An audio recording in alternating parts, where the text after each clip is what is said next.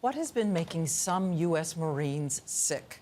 The Marines of Camp Lejeune, who stand ready to fight for their country, never expected to be fighting for the truth from the government. This is a story that starts out as a mystery and ends up more than 20 years later with one man, an admission, and one Marine's win for others. Steve Osunsami reports from Camp Lejeune, North Carolina. It was 4 years ago when Paul Buckley felt deathly ill and rushed to the hospital.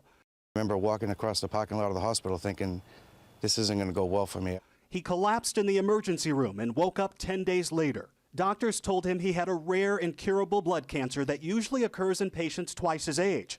I was in relatively good health, and here I was. How did this happen? His sister read a story that the drinking water at Camp Lejeune in North Carolina may have been contaminated by underground fuel tanks in the 1980s while Buckley was stationed there. He and his doctors started fighting, demanding the military admit that the tap water at the base poisoned him. The government denied it over and over again. It was a slap in the face, not to only myself, but to literally hundreds of thousands of others. People have died, families have been devastated, mine included, and denial, denial, denial.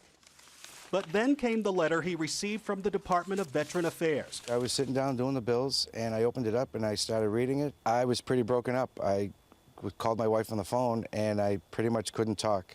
It read that all reasonable doubt has been resolved in your favor, and that his cancer was directly related to military service. They're not going to come to my door and say, we're sorry, Paul. So I suppose this is their way of saying, I'm sorry, we did it, we're acknowledging it. By some estimates, as many as 1 million soldiers and their family members were exposed over 30 years. Military spokespeople we talk with describe this victory as a special case and say that Buckley had the support of doctors who specifically connected his cancer to toxins found at Camp Lejeune. As it becomes more widely known, more doctors will be willing to take a veteran's side in a case like this.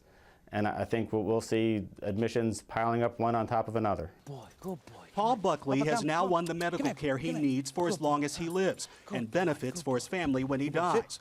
But what he's really won, he says, is the truth. Steve Osunsami, ABC News at Camp Lejeune.